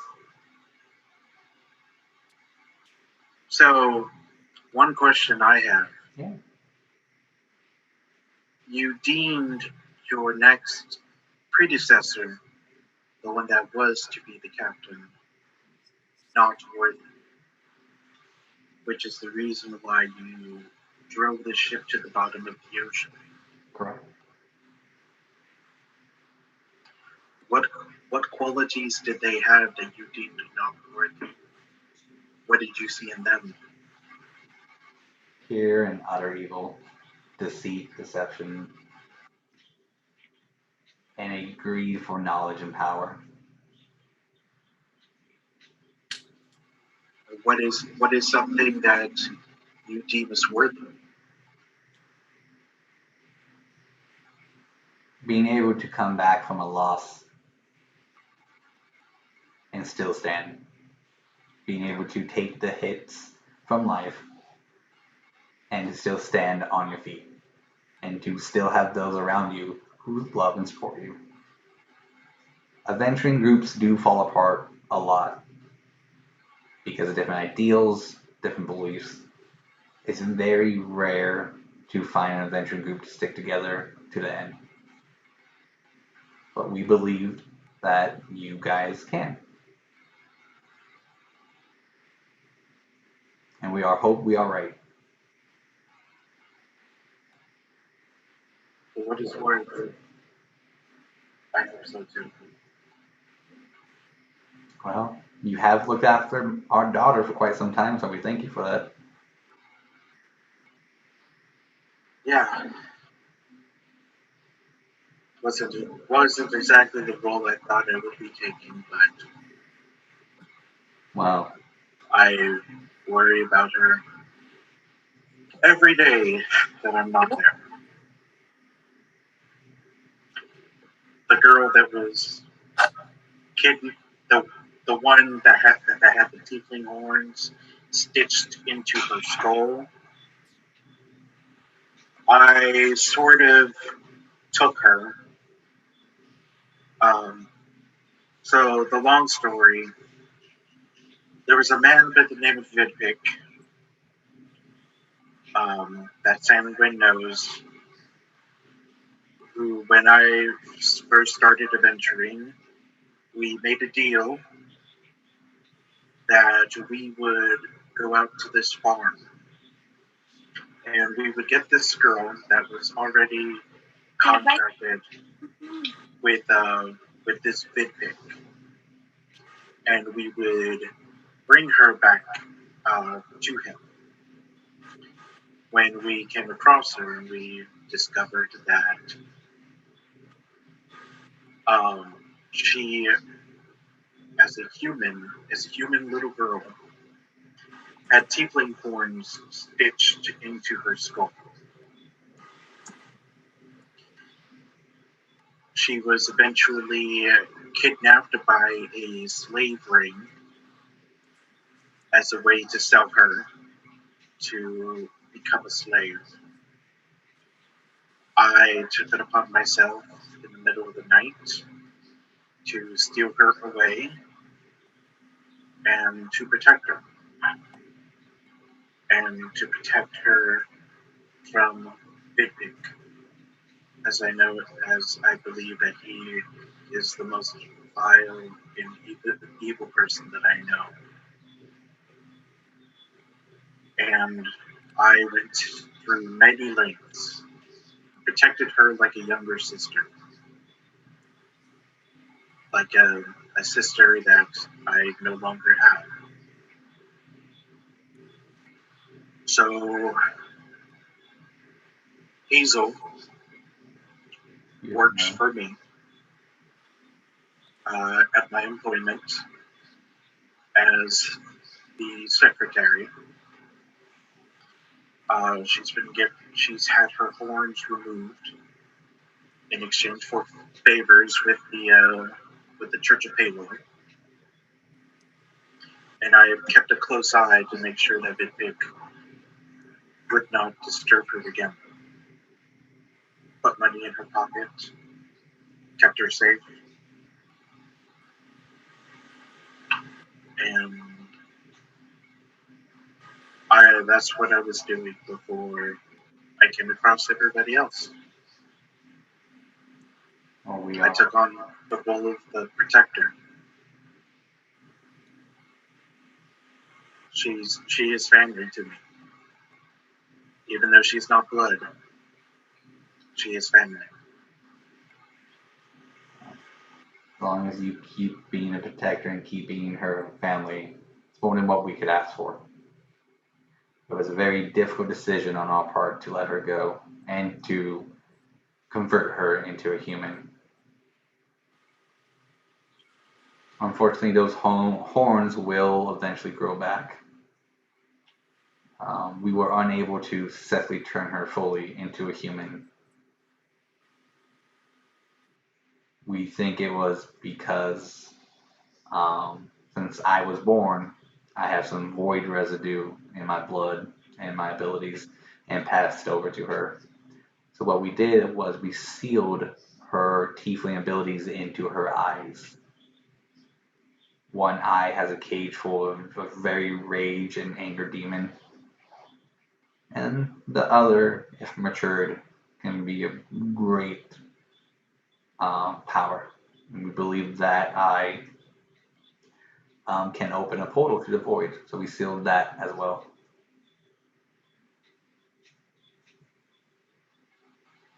And we put all the chips on you and your group rescuing her back then.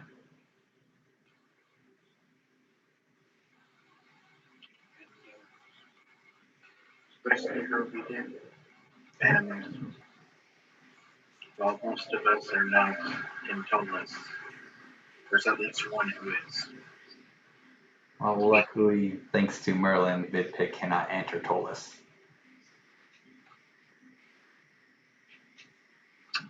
Bless Merlin. I was convinced around the time of the tumor that she had been discovered. Which, oh yeah, Senguine got his removed already. I forgot about that. Yes, each one of your party members, that was a risk we took, had that tumor in him. It's a unique weapon he designed long ago. I was not for it, but he was a much different person back then.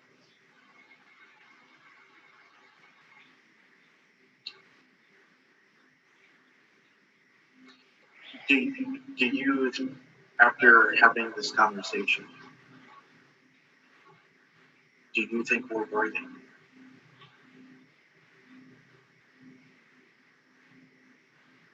Well, let me ask one more question to the group. Out of the 8 of you fine adventurers, who is or who could have been the most trusted and most inspiring person amongst you?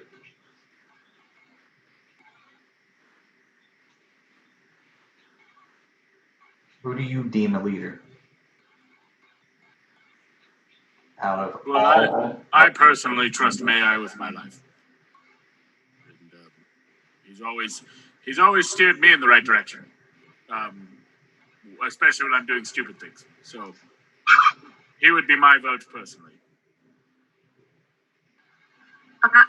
It's difficult for me because I trust Cor with my life.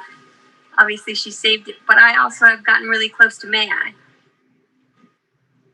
So, the hard to choose, but considering my friend here is a little directionally impaired, I have to go with May-Ighe.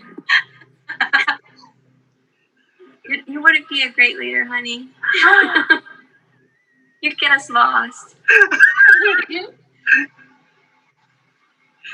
In the short time that I've been with the group, I would agree that be the most responsible as a leader. I'm very hurt. Iris is going to chime in saying that when she met up with everybody,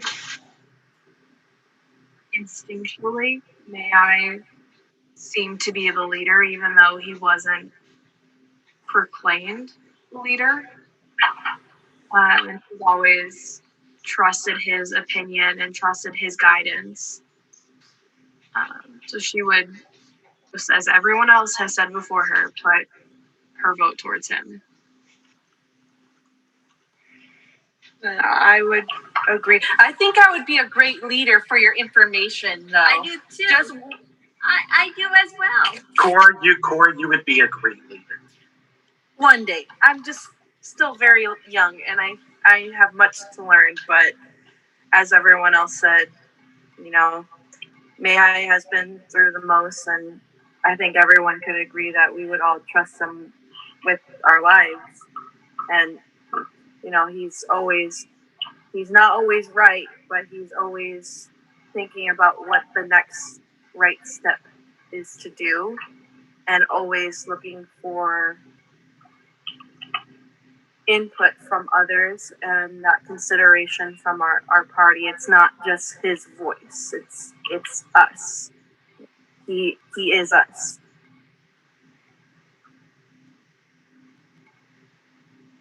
In the short time that I have been traveling with everyone here, I would say that in a leader, specifically from a fighting standpoint, just as my background, I look for someone I can trust unerringly, someone I would follow and would hope not to put me in undue danger. And I want someone honest who is willing to tell me what dangers they'll be sending me into so that I can be most prepared. And I feel that of the group, May-Ighe does embody that. He is the first one to walk into danger and ensure that his team does not befall traps. He offers opinions and asks for others' opinions. He willingly speaks when others are silent, but does not shush the others. And as he has told us, he has experience in being a valiant protector. And these qualities I know will pass on to myself as I grow more attuned to the group. So I would have to choose May-Ighe just from my short time traveling with you. Whatever you may. Is that another height joke? And whatever you may, I. Quite possibly. Did you notice how many times I said it?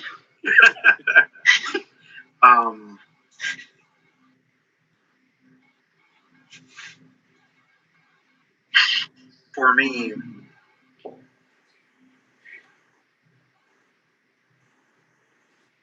and May-Ighe takes his time to look at everybody.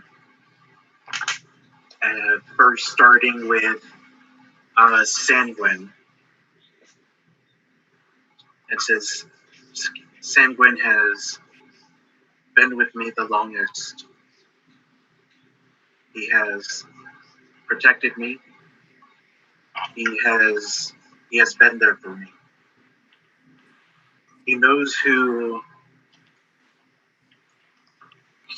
that a few years ago he was just this younger little dragonborn who has nicely matured and is still maturing and getting stronger and smarter with every passing moment. And he looks over to Leander. Leander is one of the toughest people I know. He has come quite literally from the brink of death.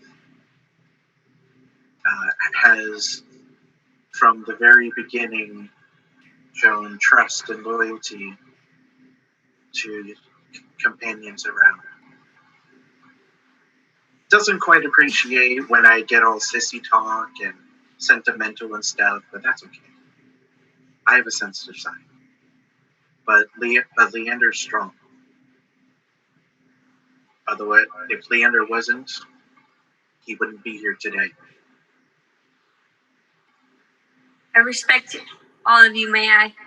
And it's not that I don't like the sensitive side. I just think I can't put my sensitive side, so I'm a little jealous. Or two men. And then I look at Core. And Core is one of the most generous people I know. So loving, so kind, willing to give her soul into the goodness. I think that it's very hard to come by someone like Core, and Core is one of a kind, and I don't think any of us would be here without him. He turns to Nanagan. Okay, not to interrupt this precious moment though, Travis, but we all are quite on time, so let's stick to the main cast for now. So let's go ahead and go to Iris if you're going to finish up. Just because again, I love the moment, it's great, but I did state that we'll try to end on time most days. So I want to keep to respect to your guys' time as well. So if anything, just go ahead and finish with Iris. I didn't mean to ruin the moment, but I want to be respectful of your guys' time. I'm fine with going on. If everyone's fine with going on, then Travis continue. I'm good. Okay, right. Then continue. He looks to Nanagan. In the very short time that I've known you, you have shown unconditional faith and trust, which when you first meet somebody, it's hard to initially give to somebody. It's hard to trust someone that you don't know. It's difficult to show that faith. But through your background, through your training, you give that unconditionally. Also, I think that you could throw me across the room whenever you want. So I'm a little terrified of you. I promise if I throw you, you'll land on something soft. Oh, thank God. I'm gonna, but I know that I can count on you. I know that you'll have my back, and I know that you will. I know that you will take care of anything that would threaten the party, and you have the interests of the group in mind. It turns to Thoror. I just met you about 10 minutes ago. So, you have a nice beard. That jawline, man. I'm sorry I don't know much about you, otherwise I would say much wonderful things. But you didn't die, and that's what we look for in a group. No dying. One of the prerequisites. Not dying. Got it. Leander, you're out. Leander, you're out. You're out. Sorry. I guess we didn't consider typing part of the group either. Oh. Thanks. Oh. Alright, so I guess Leander's out, so Nanagan, you're gonna be the main cast. Leander would just be a special guest coming in and out. Thanks. Bye. And then May-Ighe looks over to Iris. And I don't know what else I could say that I haven't already told you before.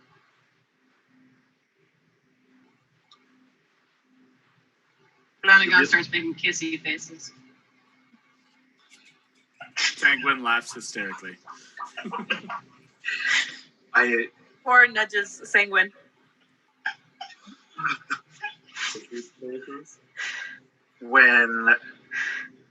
When I think about who could I trust the most, for me, I trust you unconditionally. considering all that has happened, you come out strong and fighting every single day. You use naturally what you have to your advantage. You can be very sweet, even if sometimes you come across a little bit more as a dom, but that's okay.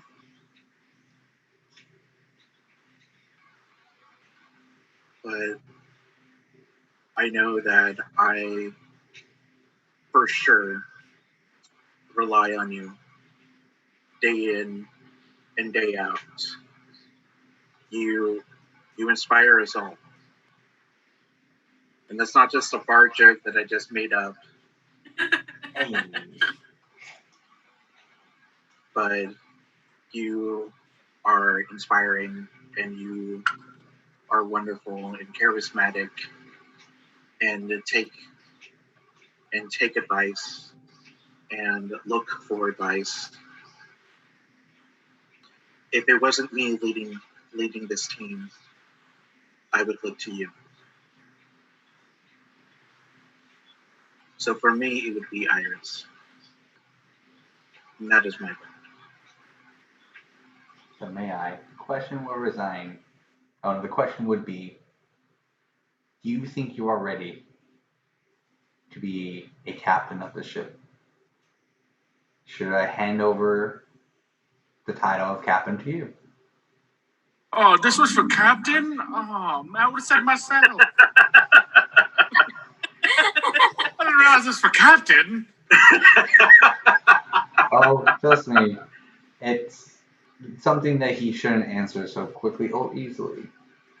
There's times of offering great power to someone, and just because they take it, they usually end up possibly regretting it because they're not ready for it. So, may I? Do you think I should hand over the title of captain to you? You have a fine crew. They all trust you. Do you think you're ready? I do.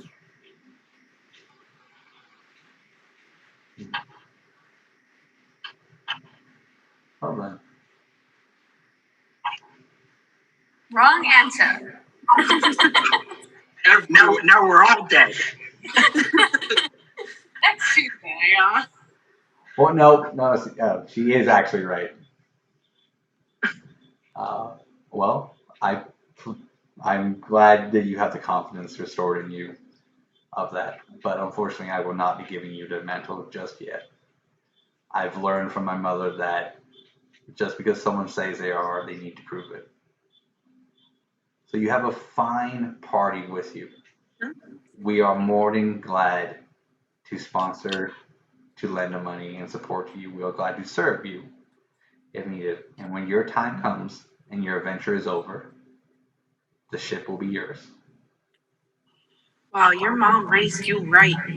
She did. She's been through a lot. But keep having the love and support of your comrades. You do great things. So would you say that he is captain on a probationary period? I would say he will be in line to be my protege. Because unfortunately VidPick failed. Oh, it was VidPick. I didn't like him much. It's a good choice for not to pick him. So, Hearing the position's still open. dibs. Unfortunately, your Suck guy it, bearded man. too Suck close it. to mine. That's how there were 4 bearded men in this I group. can answer a question if anyone else has it. I'm glad to know that May-Ighe has brought some amazing people with him. Does anyone else have a question they may want to ask? I have a question. Yeah. What do the sea bunnies eat? Oh, they're very adorable. Sea carrots. Sea carrots, yes. I knew it. It's a mix between like algae and seaweed. not sea cucumbers? No, that's disgusting. What the fuck, are you a monster? Well, they're also an animal. I don't know. I've never seen these sea rabbits, bunnies, whatever you call them. Or did I? Oh, you missed them. They were beside the ship, kind of chasing it like dolphins. It's so cute. One of the signs you know you're actually close to this ship. Do you have any sea carrots? Yeah, we have plenty. I did. Uwe actually made them. What was that? Uwe makes them. Yes. Oh, the turtle! Yay!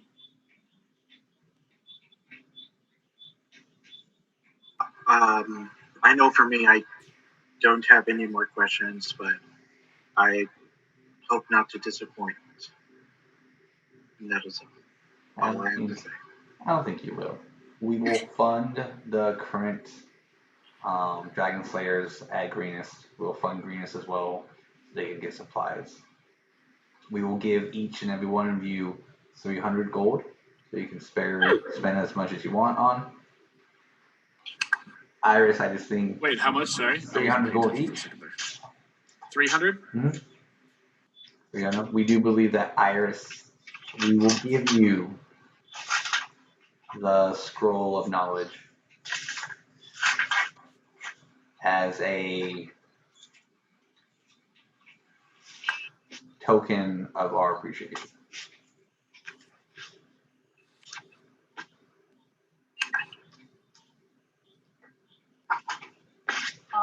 Iris is gonna respond with a deep thank you. She really doesn't know why she deserves it or what she really did to deserve it, but at the same time, she knows it's going to be helpful to her and the rest of her party, so she's going to say thank you at that point. When you leave the ship, you will be ambushed by Vipik's men. Unfortunately, when you opened up the door, or when the door opened up automatically, he was able to sense it. So when you leave here and go all the way up to the top, be ready for one hell of a fight. Bring it on. And no matter who comes through that portal, be ready. I've been waiting for a fight. Senguine starts loosening up, getting limber.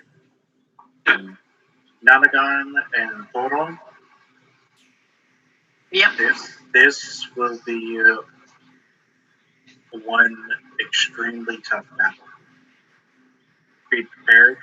Keep your eyes out. This will get ugly. This is not a nice man. So imagine the worst things will come. Well, I have a lot of experience with men who are not very nice. So Let's have each other's backs. That's the only way we get out of this alive. Then you've got my hammer. And my war pick? And my glaive. Hammer. My hammer. Yeah, no, okay, fine. So Thor, Nanagan, and Senguine each gets 150 gold. Yes! Also, question for Thoror. Was the hammer, was that a joke about your wiener? And on that note, we're going to call it for tonight. This will be the end of the video. Thank you so much for watching. Wait. Please. When we come back, is it going to be like just right into battle, or are we going to actually do the whole going back up the ship thing? No, it will. You guys will have a chance to role play. So we'll give our players a chance to role play a little bit, kind of digest what they just went, all the information that kind of tied in some of their stories together, some of the backstories they knew. Give them information to digest and then talk about, and then we'll go straight into combat as soon as we can. And after that, we'll see how well you guys do in this combat. Because I'll give the players a heads up, I will be looking to kill you. If you, no matter who you are, I am looking to kill your character. Anytime I send vid pick at you, if it's Iris, she is dead. If it's Core dies. So this, like May I said, is going to be one hell of a fight. and I will make sure it's an equal challenge rating. I'm not going to toss a dragon at you guys and be like, ha, y'all did. No, I'll make sure it's an equal challenge rating. Now, I'm going off of 8 players. That means you will have a challenge rating equal to 8 adventurers. So it may be something tough. It may be one thing that's just a Kung Fu Panda werewolf bear dragon hybrid. I don't know. It may be an evil version of you guys. You know, we'll find out later. But please tune in next week as the Path of 2 and our lovely group who will hopefully be named next week continue their journey in trying to stop Tiamat and her horde and put an end to once and for all the evil ways of Vidpick and his tormenting on the world. Have a good night.